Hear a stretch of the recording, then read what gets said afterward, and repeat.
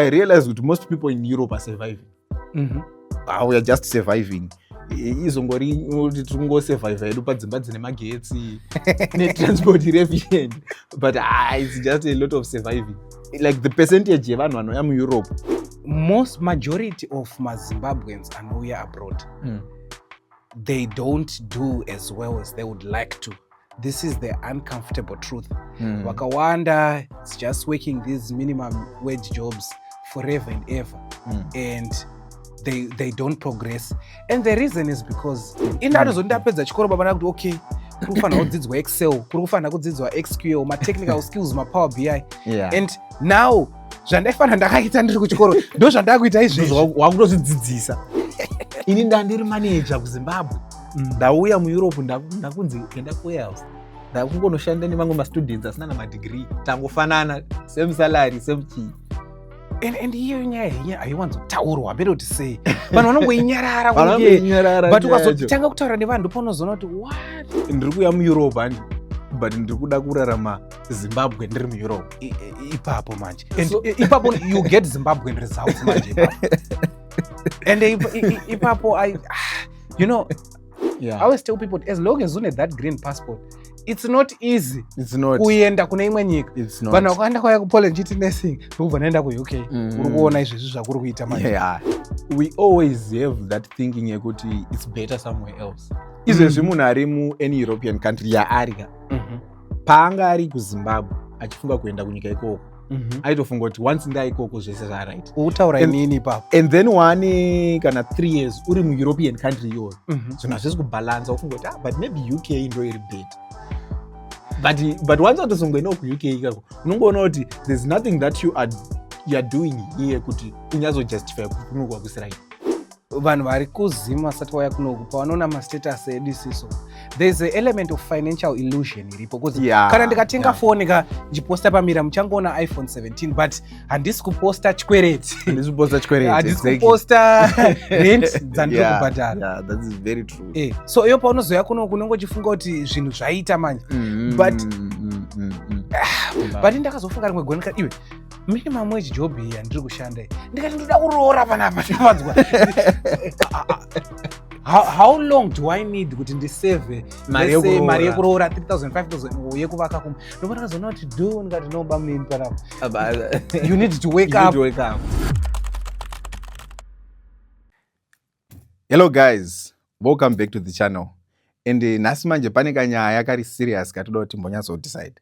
If you've ever found yourself wondering kuti life abroad yakambonyatsomira sei, unomboona pasocial media paya everyone is posting or they are going to all these nice places. It seems like everyone abroad is traveling. Nhasi aenda kuGermany, mangwana aenda ku you know, arongotravela France, Spain chichi, wanyazofunga kuti saka once ndabuda muZimbabwe ndane very successful life. So nhasi toda kuti timbonyatsodiscuss izvozvo, and then tonyatsotaura zvese chokwadi, unfiltered truth. I think tiri in trouble shamwari, because tichataura panapa takuexpose vanhu live behind social media, but ndizvozvo ngatifambei nayo. So like it's like pane ka statement kandakaona it was an observation ndandagara ndinayo and but I didn't know how to put it in words. Vandatozobatsirwa nemumwe munhu ayo kanditi the problem netika kuzimuka ndekuti tine potential yedevelopment, but macultures edu anosiyana pakuti in Zimbabwe we repair, in Europe they maintain 100%. kuZimbabwe kuzoona munhu hapana zvokuti anzi adombomaintaina room yangu kana kuti ndaimbolodzesa vanhu vabuda ndomboimaintaina, ndinotozouya kuzorepair. And that's so true. I can't remember if it's Professor Lumumba or akatanzi in Shona or even in many other African languages, there's no direct translation of the word maintenance. Because it's just about repairing. No, I completely agree with that. Kana mota chaiyo hapana zvekuzoti vanhu vakuendesawo izvo zvimota kumaservice, but munhu anozoremenda kuti ndoda kuendesawo service after anzwa something chisiri richo, kana yakusatofamba mota yacho. But so I think first topic yatoda kuti mbonyatso discuss itori linked to this, like the mindset difference between isusu ma-Africans and ma-Europeans. Do we really have same mindset when it comes to development or education or anything in general?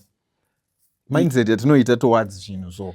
Yeah, I think the biggest difference is what can make you survive back home or thrive back home might not be the same thing that makes you thrive here. Ipapo ndo pane dambudziko. So iwe unogona kuti mechanisms awaishandisa kuzimu wasvika kuno kuda kushandisa zvinhu izvozvo kuno kwazvishandi. A good example is kuzimu, the system favors adaptability and flexibility. It's a hustler mentality. Ndodaisa chikafu patable nhasi because the system is so broken. Yeah. So the system in Zim rewards flexibility and adaptability. But kana waya manje kuno ku Europe, it rewards long-term thinking, skill building, relationship building. Zvinhu zve long term hazvisi zvechi ipapo ipapo. Bozi handiri kuZimbabwe ndikangofunga, let's say handina nabasa kana anything. Ndogona ngofunga utongoisa huku kumashure kwemba. Ndo ndari makana garden kemaveji nemadomasi. Ndakutotengesa kana paroad. Exactly. Kana zvezino zvaya zvekuti pari kutengeswa chiro wakutoisa zino bozi udaita chi get rich quick ipapo ipapo. Yeah. So like this survival mentality tikauya nayo muEurope ineka kubatsira kainoita here, because I realize that most people in Europe are surviving. We are just surviving. Izongori kuti tingosurvive hedu padzimba dzine magetsi netransport efficient, but it's just a lot of surviving. Like the percentage yevanhu vanouya muEurope vozoita make it, the percentage yevanhu vanongouya vozongotanga kurarama like a standard life yekungoti uringobhadhara rent nebasic. Kuno kwachona that survival instinct yes iriko, but sezvakutaura kuti hakuna kwatinokwanisa kunyatsoapply because we need to get into the system. Yeah, manje ichatikwadzisa but regai titaure sezvairi unfiltered. Number one, majority of maZimbabweans anouya abroad, they don't do as well as they would like to. This is the uncomfortable truth. Wakawanda, it's just working these minimum wage jobs forever and ever, and they don't progress. And the reason is because that short-term thinking is survival mode yaunenge uchioperata nayo uri kuZim. Ukauya kunongo you can then use it, but you keep surviving. So unogona 5 years the surviving. Unoziva kuti tichiri wapfana waiti ukanzwa kuti munhu anga ari kuLondon akadzoka asina chinhu mainetsa vanhu muchibvunza, but guys, why does this person not have anything? Iye akaenda chi abroad. It's because of survival mode. A good example is survival mode yekuZimbabwe inenge ichiti kuti ndoda kungotsvaga basa rekuti ndiite izvo. So ukauya kuno that survival mode manje, it leads to short term thinking pakutsvaga basa. So vanhu vakawanda izvezvi sama iri kuuya munhu aruda mari anoti chi ndoda kutsvaga basa rechi2, but the idea is not to work basa rechi2 kana kuti rechi3, but rather than kuti ndoda kutsvaga rimwe basa rechi2 musama, why don't you learn another skill per side increase your earning potential, so that in the long run wakuwana mari yakawanda, you have skipped that stage yema minimum wage job. And the last point I'll make is one common thing amongst my foreigners akawanda who managed to be successful. They always tell you, oh, ndakatanga ndiri kuMcDonald's and KFC, but they kept on climbing the ladder. Zviri intentional. Haisi chance baba. Oh, haisi. Aiwa.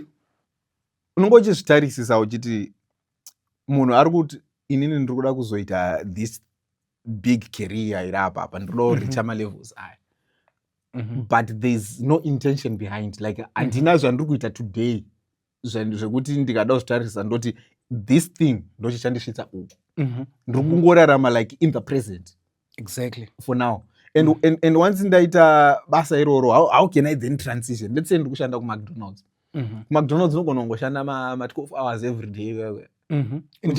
Uchisvika padeni manje unongo wakaneta, unoda kutombozororawo pamwe. Let's say unogona kutororawo 1 hour uchienda kubasa, 1 hour yekudzoka, apa uchienda 12 hours ikoko futi, just like 14 hours of the day there. 100%. Saka manje unozokwanisa kuita sei like kuva ma-intentional decisions aya kuti I want to invest in myself so that I can make it better, like in terms of my career. Yeah, that's a very good one. I think problem inotangira pakuti paunenge uri kuzim uchiuya abroad the perception yaunotanga kuwana ka ndo inotozokukanganisa manje, because for majority of us we thought kuti ndichingosvika pachopina paairport paibaya baba ndichingotanga kutororwa life yaje mari yakunaya so we don't emphasize the side of hard work inodiwa so there's a cost to everything. Even paunenge uchitoshanda kufactory paipaya I worked first basa rangu rari kushanda kubhekari baba tikanoti kufactory but you need to have that humility to start small but still have that ambition to build. And to answer your question precisely, izvezvi kune maresources akaita seLinkedIn, urida kuva business analyst, software developer, what ukaenda paLinkedIn unoona mabasa acho kuti okay my requirements aya ndeapi, so you now need to skill stack and build those skills so that une credibility and you earn the right to even apply. But sadly what I see amongst maZimbabweans akawanda is unozoti we use mweya mutsvene for substitute paskill. Saka unongochingoti mwari hope chichi I'm a Christian guy myself ndotobva ucheshi but I always make sure kuti ndaitawo pangu padiki panoita kuti panoita kuti ndisvitse not to leave everything up to chance. Yeah, and that is very true. And I think religion is very well, it's very good and but I think itakuisa paisiri ufana kuenda 100% in the sense that like even in Bible chairo runotaura kuti I will bless the works of your hands and ndisozo but you want God to bless you usina the works of your hands yacho yauri kuita iwewe pa ground tiri muroundabout atina kwatiri kuenda and then you are thinking kuti alright ine ndiri muZimbabwe ndiri kufunga kuti once I go abroad life yakufamba and everything is now well. How important manje are the circles? Because uchisvika maybe you have one or two people that you know wauri kusvika obviously vanhu ivavo they might determine the circles yauchatopinda. They definitely they definitely because uri kusvika hauna chaunoziva iwe ungori excited kuti I'm now out of Zim, I'm now in Europe and then ivo ndo vachakuratidza kuti auku ndokunowanikwa izvi ndokunowanikwa izvi and then uzovabvunza kuti komabasa obva kuti kunowanikwa mafactory kunowanikwa mawares maoffice hawanike and wakutofunga kuti ndikoko autofunga kuti ndikoko hanzi kana uda kushanda it's either you can do madeliveries echikafu kana you can do Uber, you can do hanzi office hawanike. Yeah, mentality iri pamahwana. And unozoti chimwe chinhu chinotanga kuti kwadza manje ndechekuti paunosvika kunongo vanhu vaunotanga kuona like you said they have so much impact in terms of how you are going to navigate your landscape and the other thing manje ndechekuti over expectation yatataura and then so over expectation yayaka it then ricochets pakuti uruda kuprove point kune vanhu vasara kumba kuti nochi I have made it but izvezvi for some of us vane makuru akawanda ro unozonoti kuuya was the easiest part of the journey. That was the easiest part. Exactly. Washika panapa you now need to produce and make that opportunity count. So I think vanhu vakawanda vanotanga kufira pakuti ndikufana kupotreka image yekuti zvinhu zvanaka ndane iPhone ndakudyawo bacon ndakuita sei kuvanhu vari kumba instead of channeling your resources pazvinhu zvine musoro. And manje company yekwaunosvikira mundaraini pandakauya I think my first weekend ndandatokwa XQ ukona vanhu vakandinvita vachaona they will crucify me but ndiko kwandakasvikira uko and in my world every month ndakutobudget okay I need to have fun ndisava lonely ndoenda uko kusvika ndatozonoti naimi I'm not gaining anything exactly ndirongokwara nepressure and kuti it takes a long time kuti uzowana vanhu vanofunga the same way you think positive company and kutotusangane navo I think unenge uchitoda luck chero like if you are not intentional because you know sometimes you don't know how much you need these people vanofunga the same way as you 100%. Sometimes you just think kuti maybe inini ndinongofunga mafungiro aya maybe I just want to have a startup I just want to do this. You just think it's because you are the one and ambitious. So you end up walking with I just have my crew but kana ndakuda kuita zvinhu zvine production ndakungoenda ndonozvivharira mukarumu kangu ndichiita sese until wazosanganawo nemumwe munhu ane that way of thinking, then you realize kuti but I think I needed this. Sometimes 100%. You don't know how much you need like people who have the same thinking patterns as you. Vanhu anoona zvinhu sewe. Yeah, and ipapo nyaya intentionality ndo iri hombe. And the only way you can meet these people is kana muri in my same circles. Kuattenda. I wish I had started attending my industry events. Ezvinhu zviri mufield mangu. Even zvinhu zvakaita creating content. Exactly. That's how you make friends.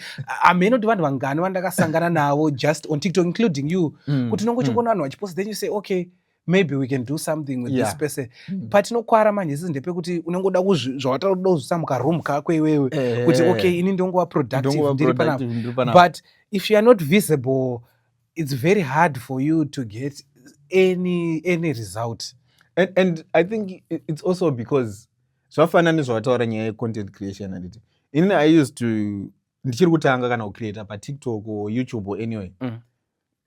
Ndaitonyara like munhu akasangana necontent yangu because papangori neka this idea kekungoti but alright iwe wakaenda kuuniversity yo saka sei tiri kuona kuswera paTikTok content uri abroad ka urufara uri muoffice karakadai vanhu vari kungoti aiwa TikTok ndeyedu isusu tiri kuZimbabwe TikTok imimi makadzidza kaini exactly saka yanga ngori neka this ideology kekungoti ndinongofunga kuti TikTok ine vanhu vayo like vanhu anenge achingofunga kuti let's say munhu anoti ina ndaupedza chikoro so I'm now doing social media. But now if you look at it, social media is now ndokwane mari yese in terms of kuti exactly you can go to school and learn marketing of which it's very good to learn marketing because very important. But if I'm on social media and I have the audience and I have the attention of people, I can do better than someone akadzidza marketing 100%. So now wakunokwa kutozoona kuti kuno social media yachona inoonekwa zviri different than home. My companies invest in social media. Proof of concept. Mwakanditi hanzi don't tell me, show me. Exactly. Saka it's very true. And zvinongodzokera pakuti unenge une pressure ka picture karoda kuportray kumba kuti I'm doing this because you think there's a certain way of doing it. But to come to your point, that's even one of the reasons why ma-Africans akawanda achistruggle kuwana mabasa kunoko. Because kuZim we are more worried about the qualification. Anditogara chicomplain out vanhu vane madegree havasikuenda kubasa. That's partly true, but ask yourself kuti vanhu vane madegree echi ndari vanhu vakaita civil engineering, software engineering vane skill proof of concept. Munhu akaaplya role yemarketing, iwewe nyange usina kuita marketing wakaita kana tourism ukati ndine social media yangu I have gathered this much followers. You have shown kuti you can do it. Watosiyana nemunhu ari kungotaura ndine theory ndine philosophy. What have you done with that? That's true. Saka I think this can actually be an advice to people whether uri kuZimbabwe kana utori kuEurope kuti sometimes let's say you know how to code, for example. You can actually start making content which is maybe you're just showing how much you know about these things. Let's say uruita content yekudzidzisa vanhu kucoda or ungoexplaina ma-concepts anoshandiswa in programming, for example. And even if you don't get the followers, but if you have done it consistently enough, that social media can actually help you when you are now looking for a job. Because 100%. Now the people varoda kuhaya kana zviri zvinhu zviri so technical, they don't really care about who's watching, but they care about are you displaying kuti uri kuziya zvauri kuita. Ma-portfolios ndo lesson yandakalena the hard way baba, because I did international business and marketing. So throughout nguva yangu yekuchikoro kwa pfungwa dzangu dzaingoti pandinowana degree, that's the key kuchi ende ndo zvataitoudzwa kuZimbabwe uchitoti uchigraduate ndinochitozwa kunzi paunozonoaplya manje utanga kuona kuti pane ma-software skills ari kudiwa, ma-technical skills aya ari kudiwa. Ndopaunokwara. And pama-technical skills it's not just a matter of getting ma-certifications yet. Unofana une ma-portfolios. Indarizoti ndapedza chikoro baba ndakuti okay, kuri kufana kudzidzwa Excel, kuri kufana kudzidzwa SQL, ma-technical skills, ma-Power BI. And now zvandaifanira ndakaita ndiri kuchikoro ndo zvandakuita izvezvi wakutozvidzidzisa even chero usingadi kuenda pasocial media ka build kaportfolio kako kekuti paunozoita interview yebasa manje paipa yaka uri kuratidza kuti okay inini I've built A, B, C and D. It's always show me, don't tell me. Because munhu wese can sell you a dream. Anything works on a presentation PowerPoint kuti I can make cupboards, I can make paintings. Uya nezvawakaita.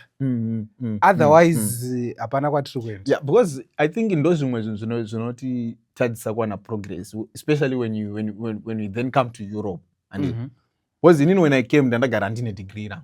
Ndakatoita degree paHarare Institute of Technology, and it's one of the universities anotozivikanwa kuti it's one of the best. And but ndazoya kunokuka you then realize kuti zvakasiyana. You see the way we view UZ kuZimbabwe kunoku vanhu vachiti UZ chii havatombodi kuda kuudzwa nezvazvo, havatombodi kuti kuzoti ndakazoita degree paUZ, havaizive UZ, havana mabasa nayo. 100%. So the only way you can prove is to show them what you have done, of which vakawanda edu tetisina. That is the thing.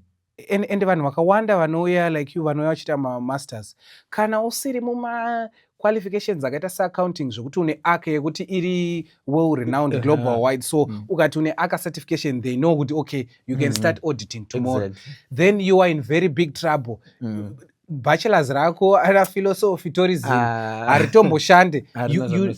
The point is you need to show proof. You need to show a portfolio yekuti inini I can do this. Otherwise bachelors rako kunoko harina. And then there are people manje ava vanhu vari pamahwani manje pakuti let's say akatostanda akauya atori nedegree rake kana kuti aitomboshanda, let's say aitoshanda kana kubhengi muZimbabwe obva auya kunoku, now you have to humble yourself kuti ndauda kutangira kuwarehouse. Ini ndandiri manager kuZimbabwe, ndauya muEurope ndakunzi enda kuwarehouse, ndakungonoshanda nevamwe mastudents asina namadegree, tangofanana, same salary, same chii. Saka unongo need that conflict yekuti but inini I need a better job because ndagara inini ndinechi, I have the experience and I was at these all other big companies ari muZimbabwe, but wauya kunoku hapana uri kurecognize izvozvo zvekuti vanhu ati zvizivi zvinhu zvamuritaura izvi. And hiyo nyaya haiwanzotaurwa hambere kuti sei vanhu vanongoinyarara kunge, but ukazotanga kutaura nevanhu paunozoona kuti what, it's very interesting because I think you need to have the humility to start small but still keep that ambition to go, because Zimbabwe and the Western world, two completely different worlds. The system works differently. Kunoku it's more long term because Zim is just kacha. So long term also meaning you need to invest in your relationships. You need to understand how the system works to adapt. Also tanga kupinda ma corporate roles. And I will say this once and for all to make it clear kuti the first step yekutanga munhu wese daidza uri kuita Uber, uri kufactory, uri kuKFC, ndo kwaunopfuura nako, but the idea manje is not kuti ugare ikoko, is to keep that ambition kuti study okay how does the system work, just like how you study any software kuti CapCut inoshanda sei, ChatGPT inoshanda sei, is the same way you study the system yemauri muwestern world kuti inoshanda sei, and then you can play to win in the system, not try to fight against that system, but you are going to start small.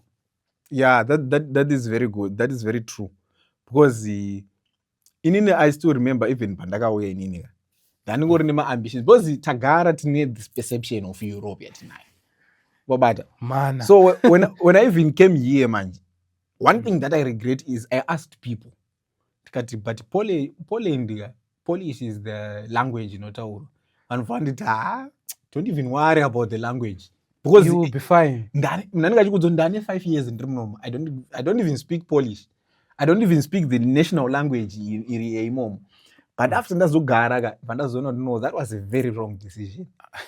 Extremely wrong. Because uchitanga usvika you have a lot of time zvekuti even ukada kuinvesta in learning chaizvo you can learn the language, and once you have the language of the country yauri kugara a different door opens.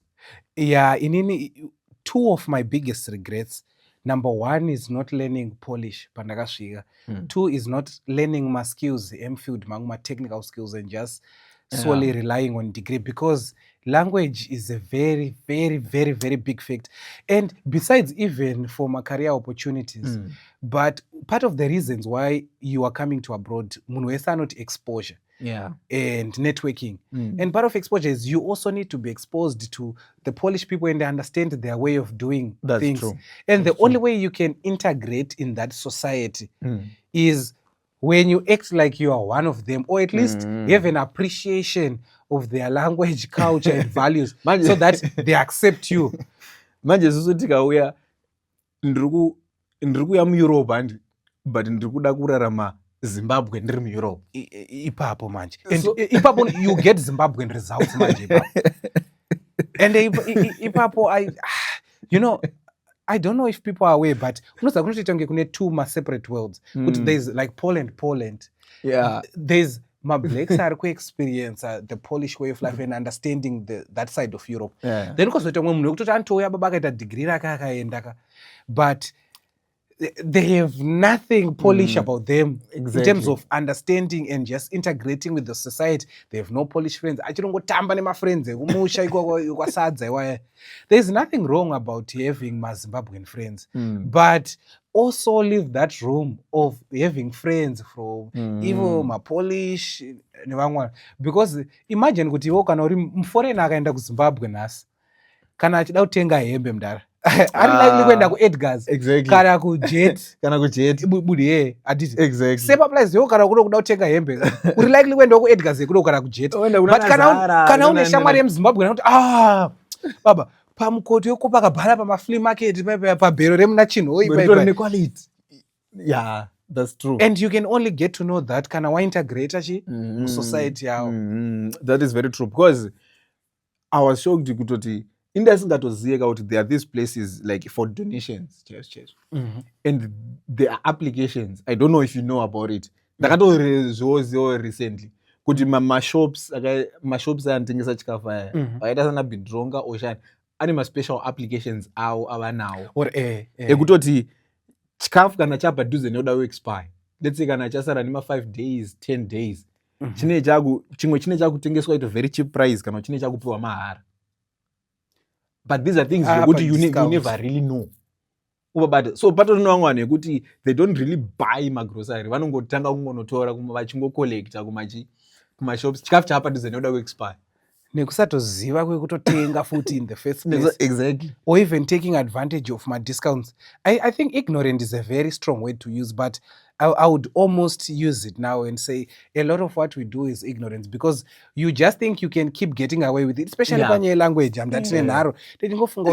I can still get away with it, but plus wesi kana uri mukantry kuti the language haitaurwi kukawanda. Exactly. We often use it as an excuse. Let's say you are in Poland, but Polish achonongoitaura ndiri muPoland. Why should I not maybe ndikadzidza kana French kana Spanish, at least not Roma countries akawanda. But waifana wakaenda ikoko manje. No waifana kugara wakaenda, because even if you think inini pandakauya kunokuka ndaita German before. All right. So I can speak German, but it has no use from that. It is because then I forgot, okay, if I have a European language, then I can use it. But it has absolutely no use. And even my German English rosa acho autombo mawane because akushandiswe German. So language, even chiro chida kugara Poland 3-4 years wozoenda kumwe. For you to get the most out of that experience, you need to learn the language. And I know vanokanda vanoshandisa Poland say gateway yekuzoenda kumwe. But right now, nyaya immigration is noisy yakawanda. I always tell people, as long as you have that green passport, it's not easy. It's not. Kuenda kuna imwe nyika. It's not. Vanhu vakaenda kwaya kuPoland chiti nursing, ndokubva naenda kuUK. Uri kuona izvezvi zvakuri kuita manje. Hakusi kutangika. But kana wakadzidza language, you can buy time. And I feel like kuti we always have that thinking yekuti it's better somewhere else. It's better somewhere. Like izvezvi munhu ari muany European country yaarika paanga ari kuZimbabwe achifunga kuenda kunyika ikoko aitofunga kuti once ndaikoko zvese zvaright utaura inini ipapo, and then wane kana 3 years uri muEuropean country iyoyo zvinhu hazvisi kubalansa ufunga kuti but maybe UK ndo iri better.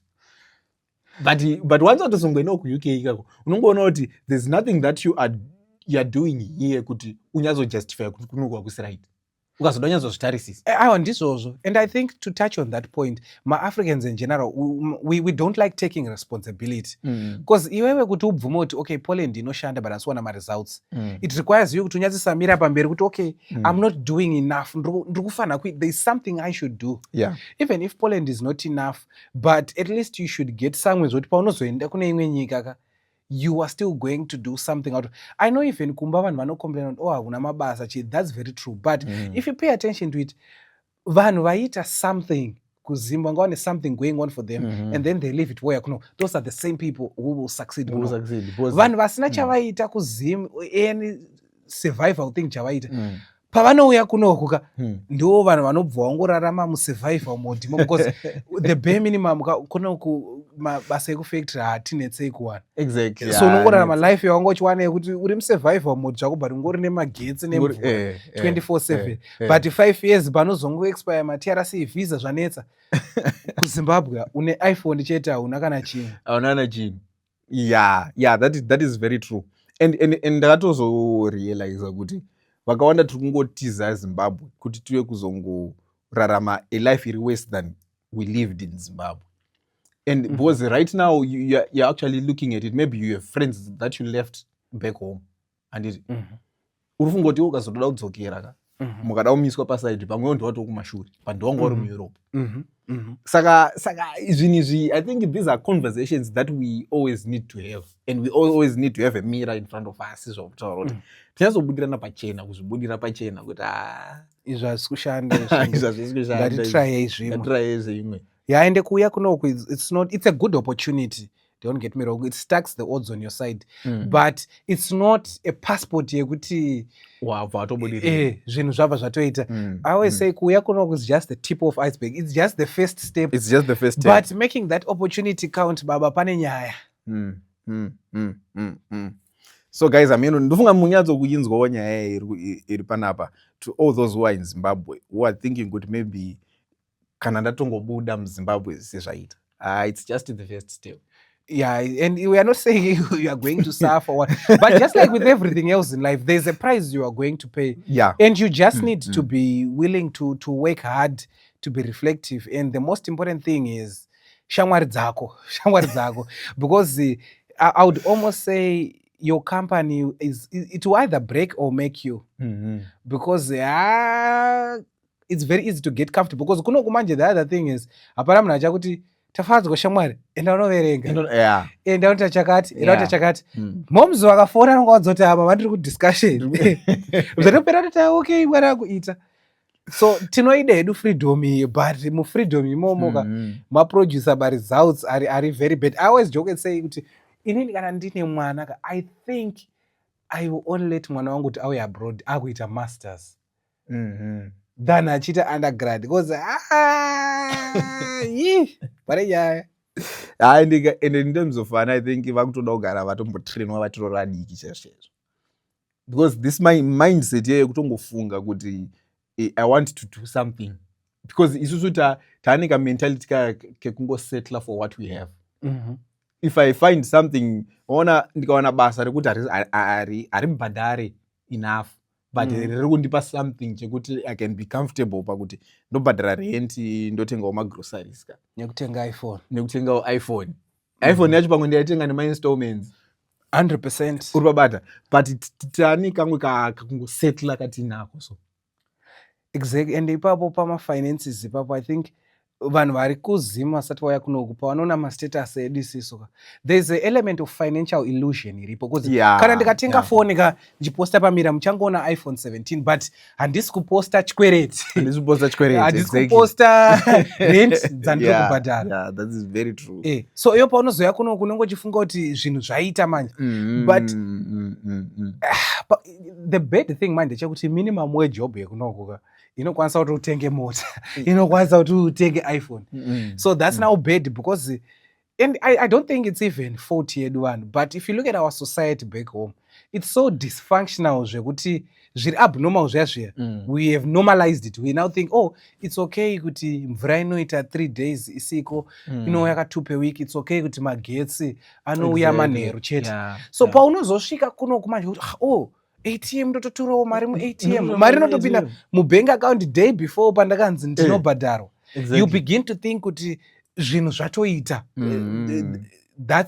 That's everything to life, but in actual fact there is more to it. That's why that ambition kaikayaka. I think you summarize it very well in your other video pawaitaura nyaya kweUKFC kuti you get comfortable uri pa bare minimum because you can now be able to do the basic things zvawaisakwanisa kuita. But ndakazofunga rimwe gore iwe minimum wage job iyi yandiri kushanda ndikati ndoda kuroora panapa ndinonzwa how long do I need kuti ndisave mari yekuroora 3,000 5,000 yekuvaka kumwe. Ndomba ndakazoona kuti ndikati noba munini panapa. You need to wake up and start having that ambition kuti ma results auye. Because the minimum wage unenge uchitotadza kana kuzviita upkeep uri wega. Apa iwo wane pressure kuti ndoda kuroora, I want to start a family. Kadrug manje kari very deadly because nongochiti ticha kuZimbabwe arutambira 2,000 ka arutambira 200 iwo kuno kukaita equivalent ka kare ka 2 gida baba kare ka 2,000 ubva kuti zvaita zvakanaka, but 2,000 yacho pade taxi pade rate 500 yaita kurate pauchabhadhira pabills wasarawo baby rekagida wabhadhira chikwereti cheiPhone. Obva wazongoona kuti handisi ndikupiwa on paper it's 2,000 on paper, but after my deductions apa unenge une black tax futi une black tax exactly. Ndopangu pane nyaya yapa black tax papa. Anyways, I think our next video tofanira kunyatsodiscussa nyaya dze-black tax. Tonyatsombodzi-discussa kunyatsoona kuti black tax zvakanyatsomira sei, because apa I think with all that we've discussed video nogona kuzorebesa vana vanhu vajaira ma attention span, vanhu vajaira zvimavideo zvema 30 seconds manje kuzogarira 30 minutes. But kana if you have made it to the end of this video, you are going to get so much value because pandai uyawo I also wish I had vana vevu vaitaurawo zvinhu izvi sezvazviri, because isisi kuzvitaura it doesn't mean kuti takauya tichiziva tine maanswers ka.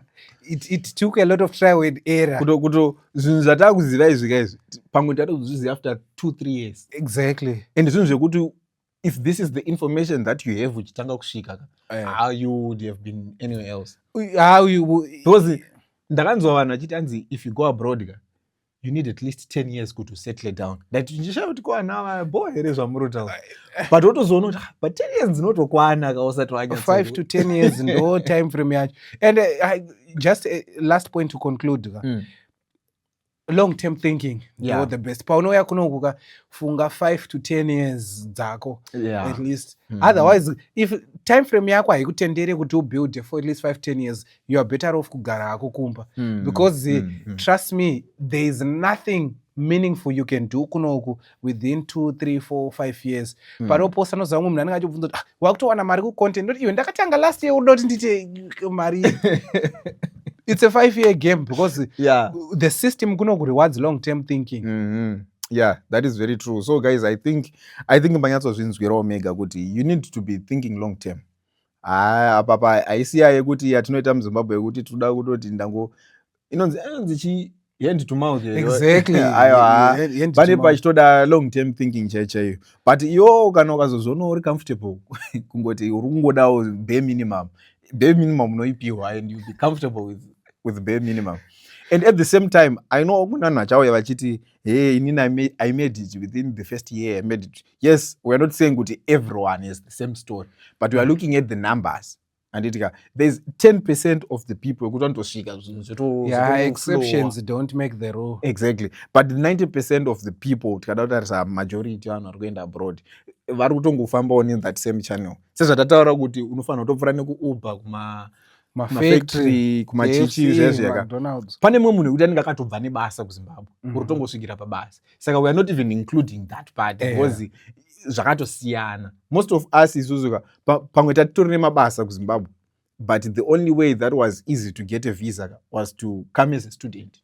Exactly. And once as a student, there are also rules that are there. Kune dzimwe nyika unongonongonzi basa you can work but unoshanda 20 hours per week. Like These are some of the things that we also need to make sure kuti maybe tichazozvidiscussa mumafuture videos kuti vanhu vari kuprepare kuuya some of these visas avanenge vachida. Nyaya yemapepa iyo inotoda full video chaiyo because pane nyaya. So guys, kana masvika to the end of the video, I think you deserve a round of applause. But yeah, this is all that we had. Tauya tikuudze chokwadi sezvachiri pasina kuhwandirana kana kuita sei. The truth behind amunoona masocial media zinoite tichiposta, but there's a behind the scenes. Ndo tatinoda kuti tinge tichidiscussa panapa. So guys, if you enjoyed this, please make sure you subscribe and you like, you comment and share to people so that they get to know some of these things. But until next time, it is goodbye for now.